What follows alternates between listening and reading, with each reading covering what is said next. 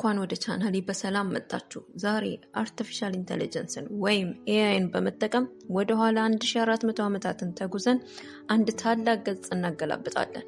በኤአይ የታገዘው ትንታኔያችን የዛሬውን ወቅታዊ ሁኔታ ከጥንቱ የፍትህ ሚዛን ጋር ያገናኘዋል። ርዕሳችን የነጃሺ ምድር እና የሰው ልጅ ክብር።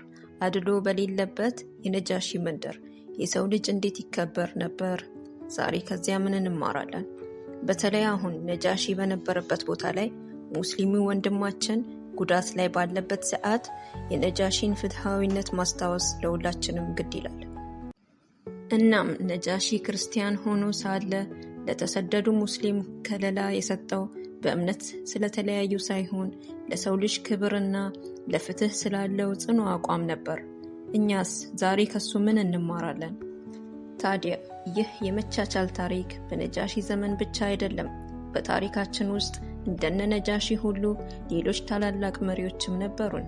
ለምሳሌ የጅማው ንጉስ አባ ጅፋር ለክርስቲያን ወገኖቻቸው ቤተክርስቲያንን መስሪያ ቦታ በመስጠትና በሰላም አብሮ የመኖርን ጥበብ ማስተማር የማይረሳ አሻራ ጥለው አልፏል።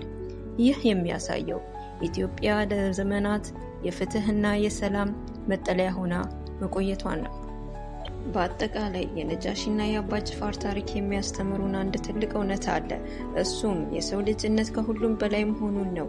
ይህ ለዘመናት የቆየው የአብሮነትና የመከባበር እሴቶቻችን ለሁላችንም ኩራት ነው።